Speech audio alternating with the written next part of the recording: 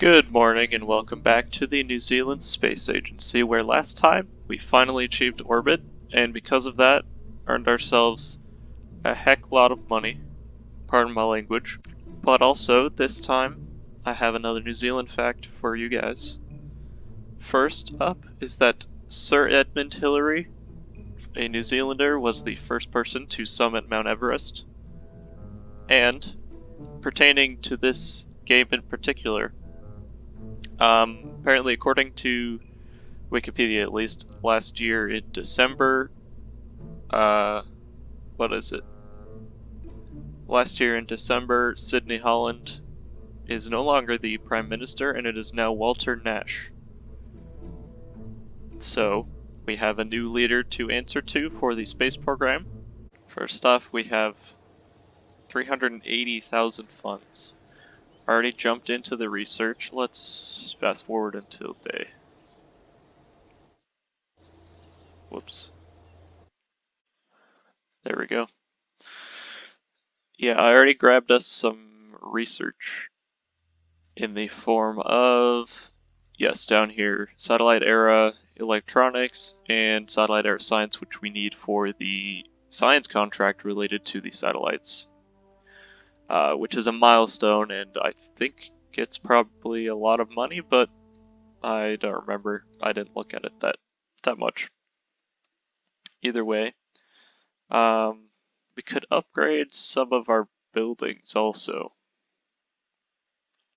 And just a side note, the Koha 1 on the Legolas 3 rocket, apparently the Kerbal Engineer, I think the mod, didn't calculate the delta V right, and it's apparently actually 10,700 or whereabouts, which definitely explains, here in a second, explains why our satellite got so high in the first place. Because 6 million meters is quite a long ways, and if we had only just enough to get in orbit, it wouldn't have got that high. So with that information, we can plan for the next launch to have it go much higher or have a heavier payload or so on. Because something about these rockets is you need to keep their payloads really light. That's a major factor in how far they can get. But mission control is 25,000. What does that get us? Just another contract. Tracking station gives us Pashconics. We don't need another launch pad yet, but that's. Let me check how much that is while we're at it. No, the new launch pads cost a little bit, and I don't think I want to spend 150,000 on the launch pads yet. So we don't have any astronauts. Right. So I'm gonna go ahead and upgrade the mission control and the tracking station since we have the money to do so. Yes. Okay, we can't upgrade that yet due to tech. So really it's just the mission control. Okay, so with this, I'm gonna just grab a ton of upgrade points.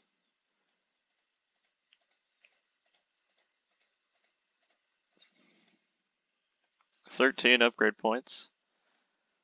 And let's dump, what's half of that? 8? No, 7. 7 and 6, or yeah, I'll do 8 and 5. 8 into the VAB and 5 into the research.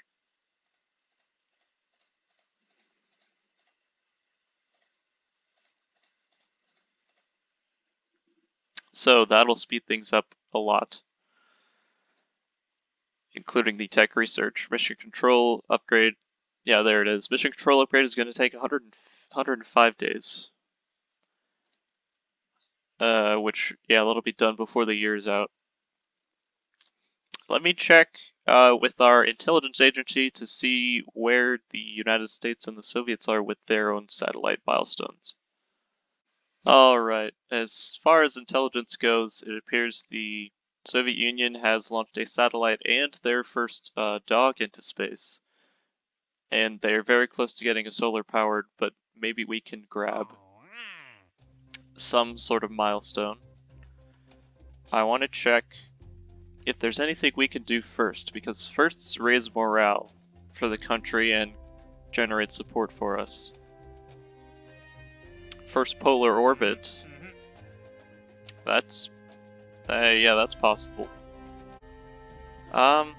We should be able to do that. Yeah, this one's really easy. It's gonna take us less than a year to build the rocket. And scientific satellite, we need the cosmic ray science experiment to get that, so fortunately we can't do that yet.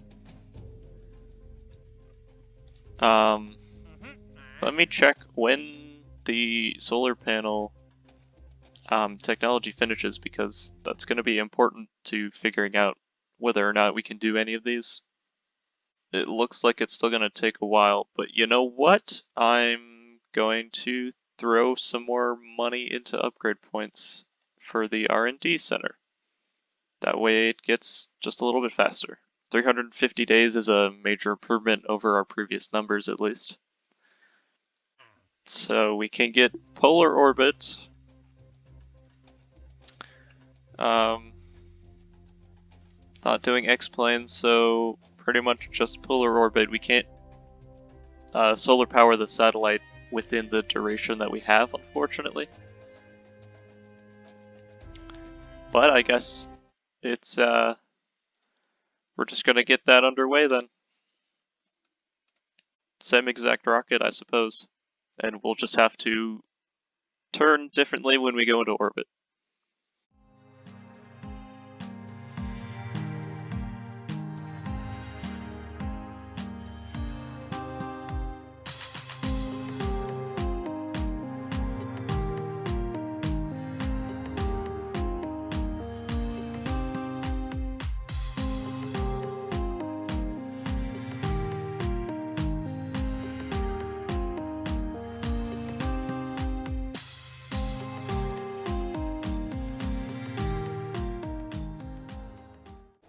Just a small update. Just yesterday, the Soviet Union has launched their solar-powered satellite, being the first solar-powered satellite in orbit. But New Zealand will be the first to get a polar orbit. It's a source of national pride, I guess. People aren't really excited about orbit stuff. Once we get into manned missions, that'll really be where the whole propaganda thing starts to take off. The date is August 9th, and Koha 2 sits on the launch pad at the Space Center. Its mission is to achieve a polar orbit, the first of its kind before the United States and the Soviet Union. And as well, the new Prime Minister is attending this launch to see how it goes. So we're going to hope that this is successful.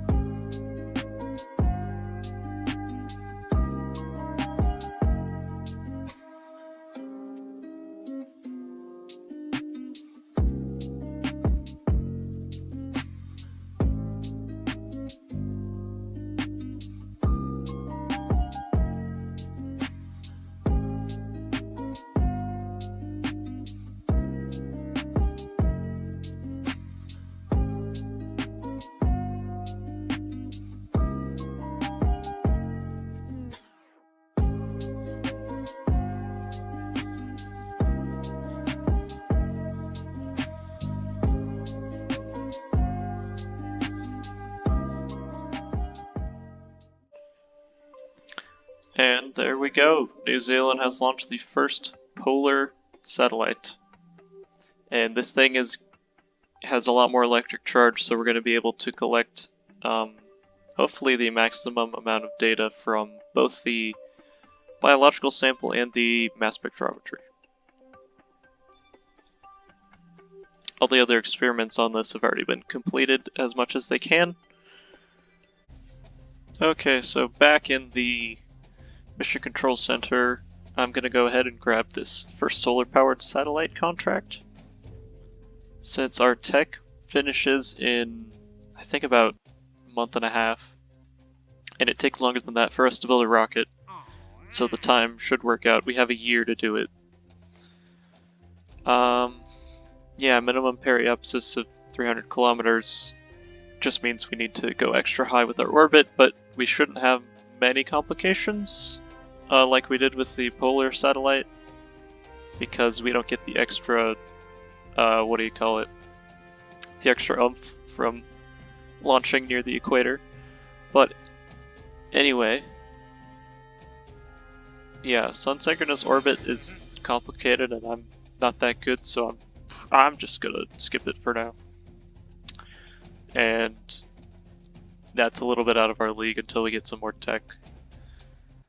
But thankfully, if I go into our tech menu here, the next research that we're going to get is satellite air science, which unlocks the Geiger-Müller counter, I believe. Let me check.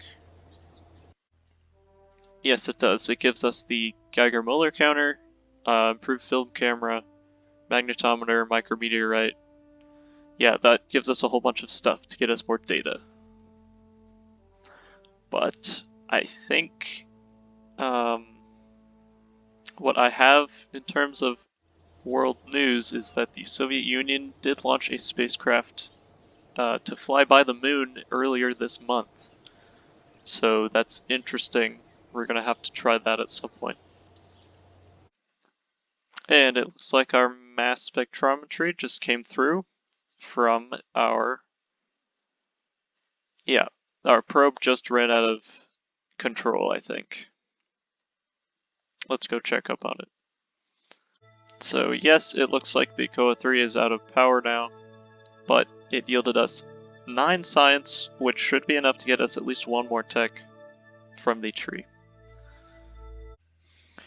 Checking back at the R&D center, we have maybe some solid rocket boosters, but I don't think we have enough science for anything else.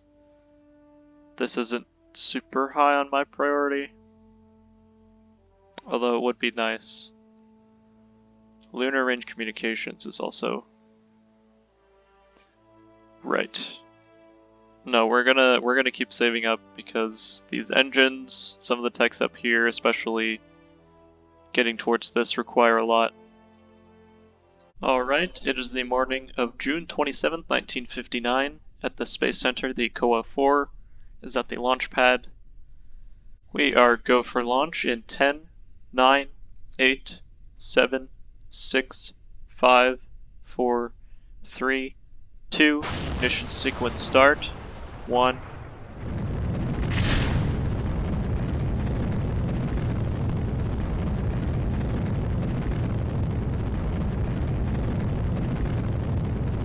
And we have liftoff.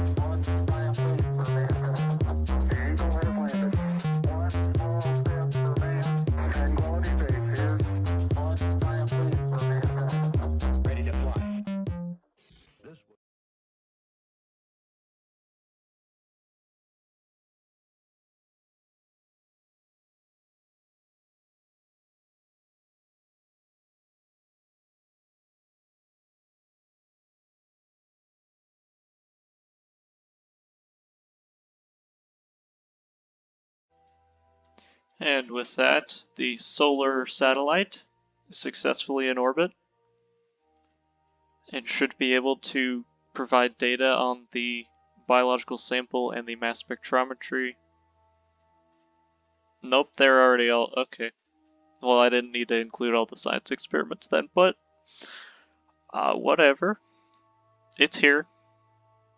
Got solar panels, so it'll last a while, I guess.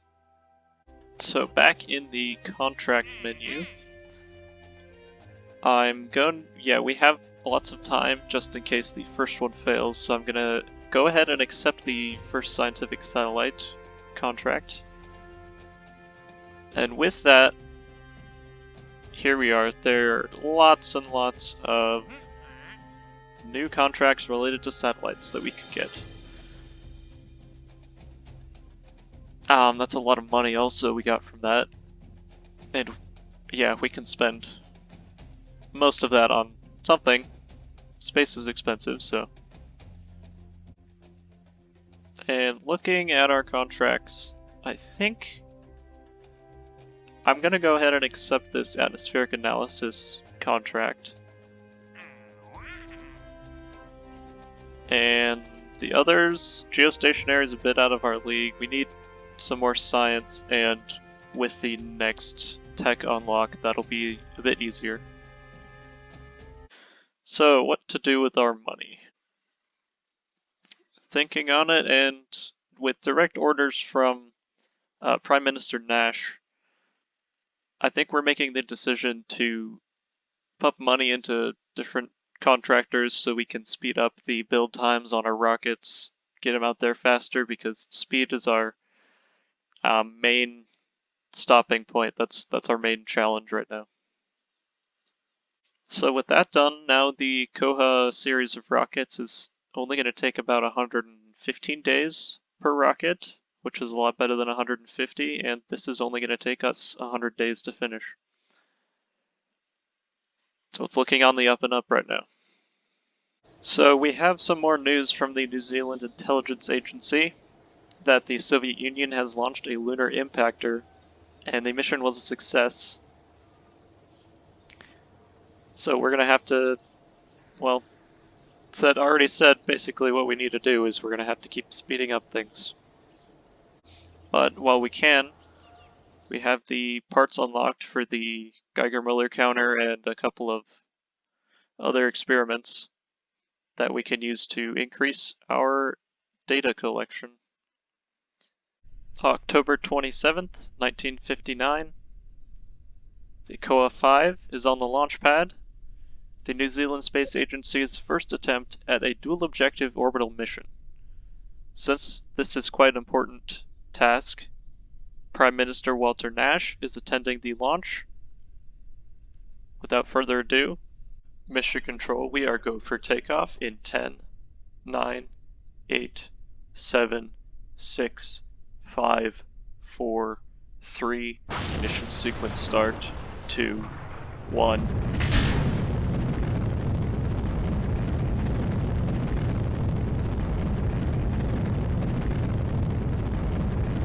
And we have liftoff.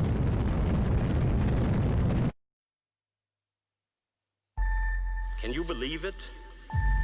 Can you realize that that all of us, have actually begun the exploration of another world? Come with us. We are going to the moon. You will be taken along with the astronauts as they explore the unknown, share the thrill of discovery, and expand our understanding of the universe. The moon is due to have visitors from another planet.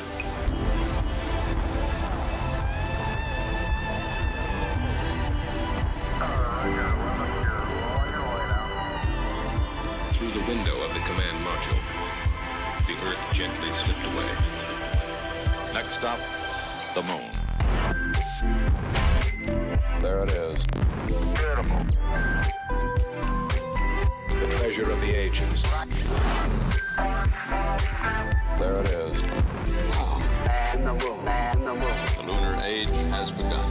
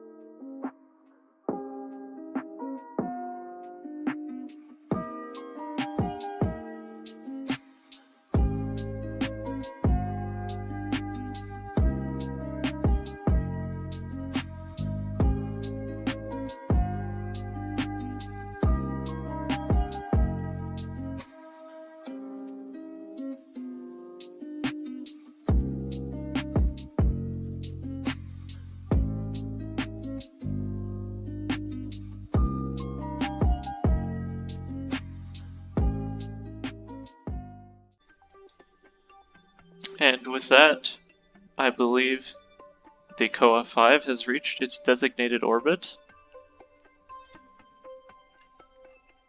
Engineers are going to have to go over the mission parameters. Scientific satellite conditions have been met. Now we just need to wait for the mission time to elapse. The Prime Minister of New Zealand applauds the work of our space agency, and we'll be continuing to make advancements in the next episode.